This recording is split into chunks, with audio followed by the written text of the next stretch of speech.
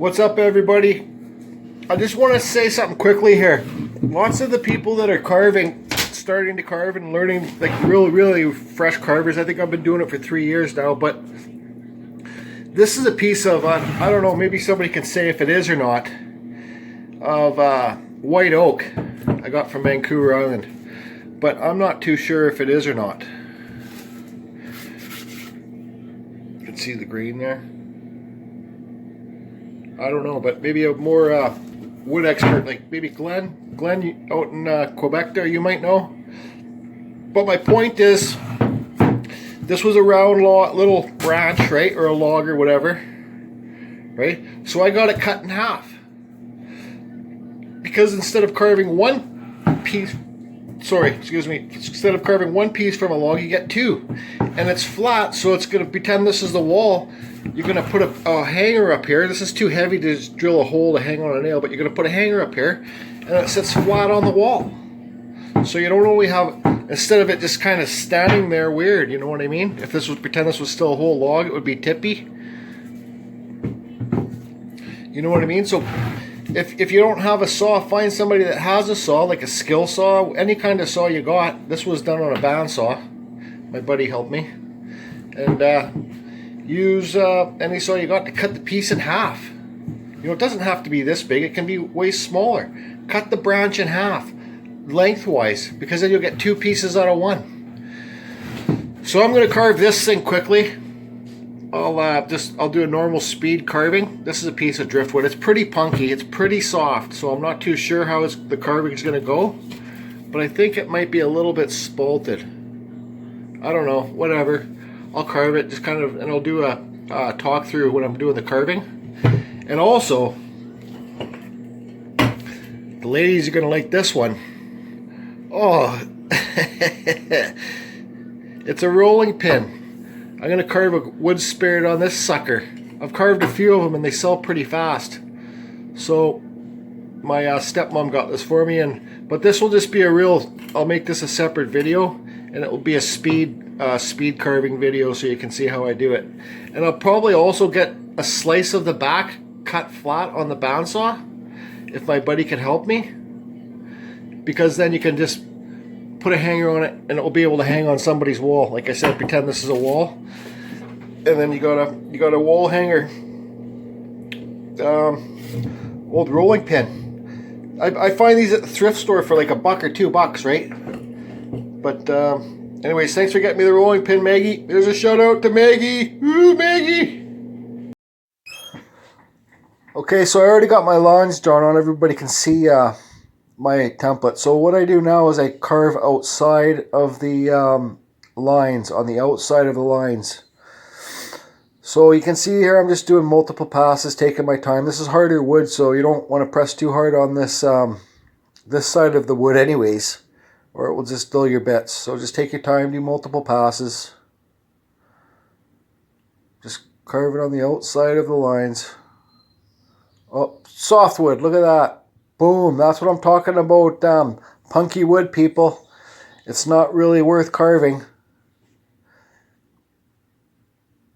Just still, as soon as I seen that wood, I was like, ah, frick. I might as well throw this piece away, that punky wood, right? Because just, it's no good. See how fast that carves away there? It's just so soft, like that, you know, that pink foam insulation that they use in the walls and stuff like that. It's softer than that. And here I am just slowly feathering away. I'm cutting my nose in. I got a problem with jumping all over the place. I should just stay on track on one piece when I'm making these videos, and it will make it a lot easier for everybody. But I'm cutting the nose in now. And also, guys, I'm using kutzall carving burs, a Dremel 4300 flexshaft. There you can see I got the nose cut in. See how deep I went? So now I'm just going to, like I say in my other videos, feather it away. Take that whole cut, your whole cut mark away from the bottom of the nose. It will make it, and the deeper that you go, the farther you cut down, the more your nose will stick out, right? Just slowly feathering it away. Yeah, that wood there is just so punky and rotten. But, you know, it just shows I got punky wood and rotten wood there, but I'm not giving up on the carving. That's the whole thing. Like, I'm still learning too, guys, so just keep going. And if it doesn't turn out, who gives a crap? You'll still find somebody that will want it, or you can sell it for whatever.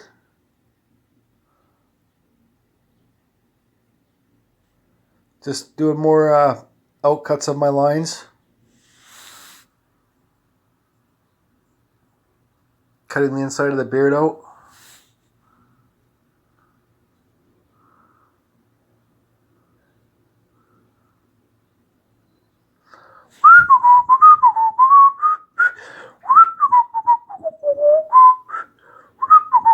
Oh, look at that punky wood. Yeah, see, there's me trying to show that's all rotten.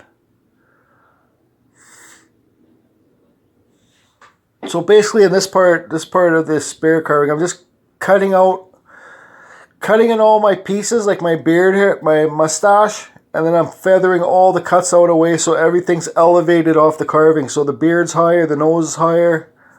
So there I am, just feathering it away. It's a huge part of your carvings, guys. Huge. So there I'm cutting it a little bit deeper. Feathering it out.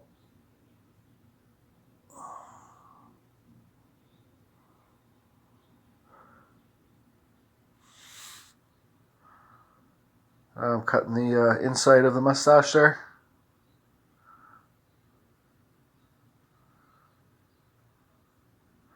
This wood is so rotten here. If I touch it, it will just, I could carve right through that piece of wood in like a second. It's so soft. I'm cutting the eyes in. Feathering the bottom of the eyes so the eyebrows are higher than the eyes and the cheekbones.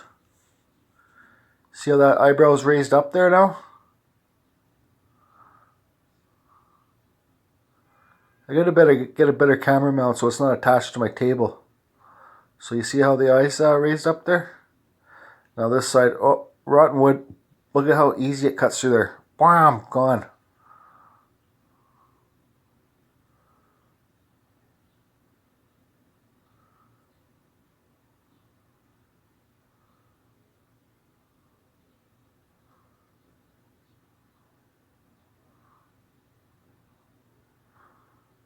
Just feathering the nose, the nostrils. Yeah, here I am cutting the nostrils in, right? Try and make both sides equal, guys. And make the nostrils stick out farther than the bridge of the nose. Cutting the eye in deeper. See, I'm cutting it, then I'm feathering it out. Cutting the bridge of the nose in deeper here now so my eyebrows are raised up. I don't know, this isn't the best video, but whatever.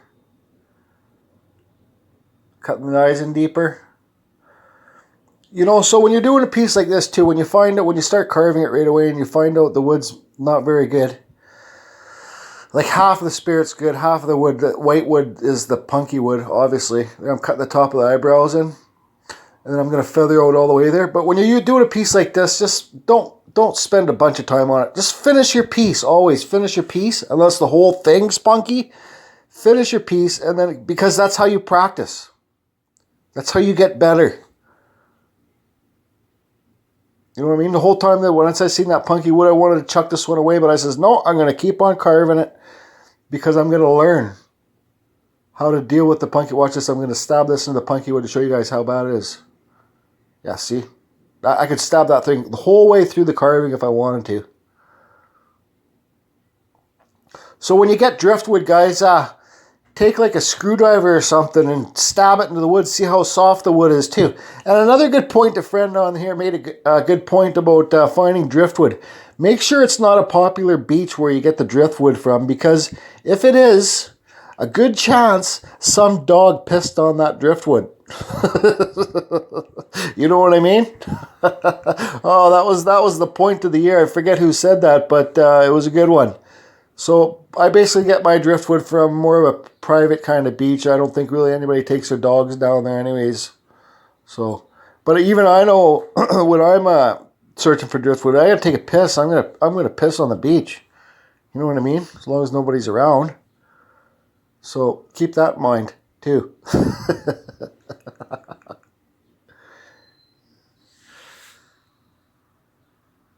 That wood's just so soft there. It's just so rotten.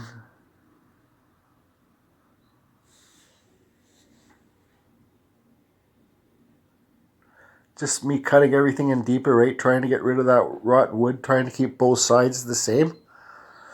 I didn't bother carving whiskers on this guy or nothing because like his mustache hairs or beard hairs, just because that one side of the is too rotten. See there, I'm carving deeper on that side now to make up for that rotten side. So now I'm making this side, try to make this side equal.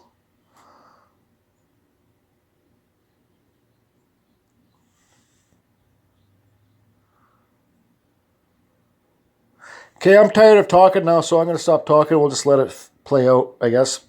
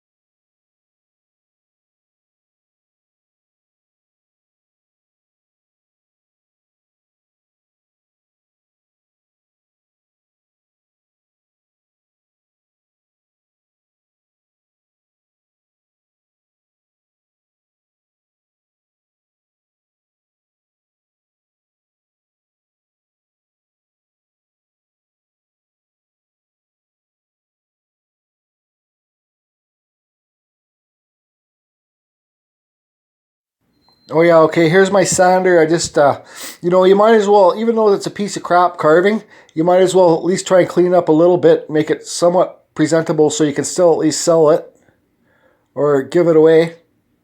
This was probably a giveaway piece for me. Somebody can throw it in their fence on the yard or whatever. But whatever, just clean it up the best you can quickly.